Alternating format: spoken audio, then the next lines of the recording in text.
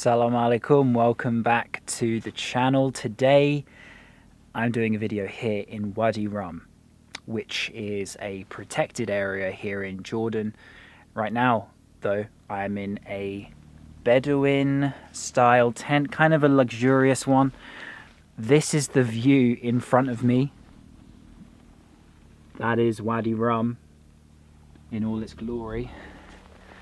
And from Petra, I took a taxi at a discounted price. It was 10 Jordanian dinars, and that's because the hostel I was staying at in Petra, or Wadi Musa, called Nomads Hostel, they know the numbers of some of the taxi drivers that are heading down south. And there was one guy who agreed to let me in on one of his seats in his taxi for just 10 dinars, which is a really good deal. And then I reached the Wadi Rum protected area, which is where I am now. I'll go into a little bit more detail about how you get in here and different options of things that you can do in this spectacular area. My thinking is to walk all the way down to the sort of between these two rock faces to catch the sunset, which is coming from that direction. So I'm kind of going to wander off into the desert. Before I do, let's have a quick look at my room. So this is Rum Stars Camp here in the Wadi Rum protected area. This is my room. Immediately behind it is the open desert. Solar panels to power the site. Let me give you a quick glimpse of the room. Really cozy and nice, especially here in the winter. Look at the view from here. I can open the window if I want. I love the Bedouin patterns and style. So as I walk towards the bit in between those two cliff faces that I pointed out, I'm leaving the Rum Stars Camp. There is absolutely no reception here. You cannot get any internet, so no browsing on Instagram, and there's no Wi-Fi in the camp as well, which I think is a good thing. You just have to reconnect with nature, be like the Bedouins, be in the desert, embrace it. Pretty epic right now. I feel as if I'm walking into the middle of an alien planet, a Mars type location as I make my way towards that point. I'm pretty sure I will not get lost walking astray from the camp here. Really, we are sort of in middle of nowhere. The only thing that is around here are camps like these. And to enter the Wadi Rum protected area, it is 5 Jordanian dinars you have to pay at the entrance, which is monitored by security. You register your name and how many nights you're going to be staying here and which organization you're with. Then you're in. It's quite cheap. 5 JD is not a lot of money, and it just goes towards the preservation of the park. Now, the link to Rum Stars, where I'm staying there, will be in the video description, but I'm not doing a tour with them. I'm kind of just staying one night with them. Tomorrow morning, I am doing a tour with a different company. These guys, Rum Stars, do offer tours, but I already organized one with another tour group. So I will talk about that more when I get to it. The color of the sand here is this perfect dark red. I mean, it's otherworldly. And it's no wonder, because some big Hollywood blockbusters have been filmed in this area. The recent science fiction film Dune, which was a really famous book, one of the most famous science fiction books of all time, well, that whole alien world was filmed just outside of the Wadi Rum protected area, I believe. And also The Martian, including Matt Damon, was filmed here, and I am sure there are many others that have been filmed in Jordan, and especially in Wadi Rum.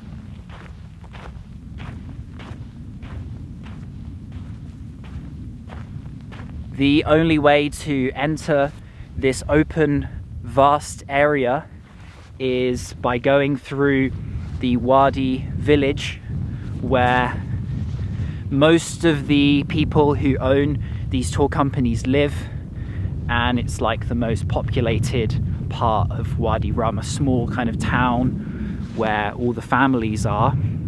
And then they have their own sites where the tourists come, like Rum Stars behind me, and they'll come to and from in their 4x4s just to look after tourists and get things across, but they don't really like live out here. It's only for the tourists and for them to spend a night when they're accommodating people. So as I'm staying overnight now and I'm not on a tour, then this whole area is pretty much empty. As you can see, there is no one around me, and I have free roam just to walk around, which is so cool because I came a day early, and so that means that I'm not on a tour today, and I've had the whole day to chill, which has given me this opportunity to kind of stroll around by myself here, which you wouldn't normally get because you kind of arrive in Wadi village, they take you in the 4x4, you go on the tour, you see all the highlights of the region, then you spend the night, then they take you back in the morning. So this is kind of a unique opportunity on my day off, so to speak, to actually walk through and experience it myself without anybody pointing at something telling me this is that.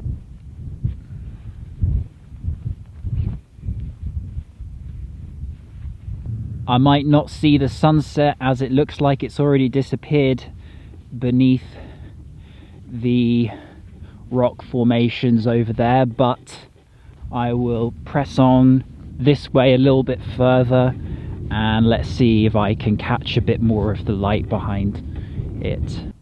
Look at this, tracks of a bird. Wadi Rum is actually home to a quite complex ecosystem, believe it or not. There are over 200 types of fauna or flowers and grasslands when it does rain. More tracks. Pretty sure this is that of a camel. The sand here is totally unspoilt. Just love it when that happens in a desert. You feel like it's a mysterious place when there are no other footprints to be seen, only that of myself. I'm starting to accept that I may not catch the sun as it has really gone down there now, but I can see the moon above me, and there is a sunset stop on the tour that I'm attending tomorrow, so I will be able to catch the sunset anyway. Have any of you been to Wadi Rum, and what were your experiences of it? And if not, is this the kind of place that would interest you? Let me know in the comments below. Made it to the top of this dune, so I can now see the other side. So pretty cool to see the views arching off in all directions of this unbelievable area. And as it's December, it does get quite cold here at night. I'm already feeling it a little bit. I'm sure the wind kicks in a bit later on. And so I'm going to make my way back to where I'm staying, all the way over there after this little excursion, and have some dinner, show you a little bit of the camp and the fire, and then I might wrap up this video. I might keep it really simple and then do the full tour in the next one. But let's head onwards. The really interesting thing about this whole place, I think, is just the mystery that it's shrouded in. You know, going back to Neolithic times, it's been inhabited and was used probably amongst tribes as a meeting and hunting area.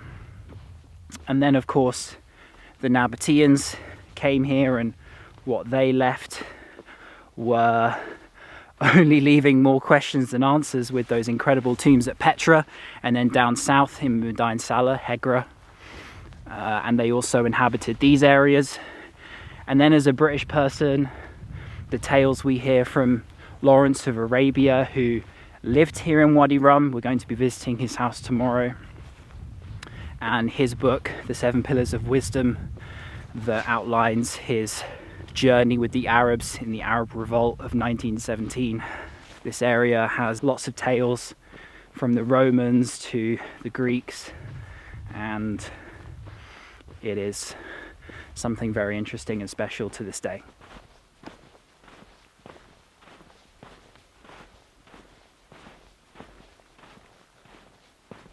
I think one thing that you have to give to Jordan is its ability to make the most of what it has. You know, this is a region that has been full of political turmoil.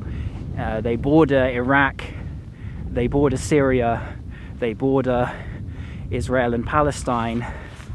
They have had to take on a lot of refugees from Iraq, Syria and Palestine. They also have Saudi Arabia, the bigger brother to the south. And despite all these difficulties, the country is really well set up. Infrastructure is good. I think there's a decent middle class, although I'm sure there is quite a large amount of the population that struggles because it is quite an expensive country. But despite all these things, they don't have such a bad time of it. I mean, they don't really even possess many great natural resources either, and yet they really managed to make the most of their tourism, especially, you know, with sites like Petra and Wadi Rum. But you've seen in other countries places of outstanding beauty that have not been taken full advantage of. You know, the list could go on. So with that in mind, they are doing very well, and they're a stable country, they're a safe country, they're quite an open country, they're very progressive in that sense. So you have to give a lot of credit to Jordan. And if you're looking for a country to begin your adventures in the Middle East, then I would recommend Jordan as a great starting point, because it's a soft entry, it's not an intense entry. They understand tourists, and they have done for a long time, and so that's the big advantage of Jordan, and what makes it a little bit different from the others, where things can get more difficult or tricky. They don't necessarily understand you as a tourist and what kind of things are culturally different, but here they kind of get it. I mean, not all the time, but they do a very good job of it. And so I have to take my hat off to Jordan as a very solid country for families, for couples, for individual travelers, for women on their own. It doesn't matter. Jordan is a pretty good choice, I would say.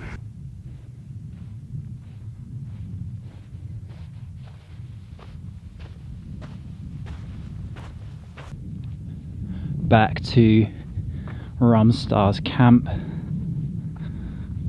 So back here at the camp, and we're just about to be shown how they make zarb, which is a dish that the Bedouins have been cooking here for centuries. So this is a traditional Bedouin meal. It's called zarb, and we cook it on the ground. Total cook time is about 3.5 hours. So the first hour consists of, we put the coal under the pit, we light the fire, we let the CO2 and the smoke come out because we don't want that in the food. Then after all of that is gone and the smoke is dispersed, we put the zarb into the ground, and then depending on the volume of people we have, we cook it for another 2.5, 3 more hours. So total cook time always ranges from 3.5 to 4 hours. So back in the day, here we've made it westernized, but there was no metal pits back in the day with our, you know, with the Bedouins that used to live in the desert. They just threw it in that towel, put sand over it, call it a day.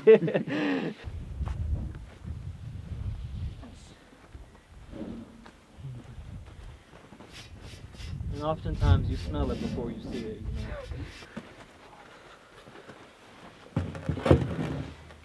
know. Alright. Thank you, chef. Thank you. I'm going a little bit.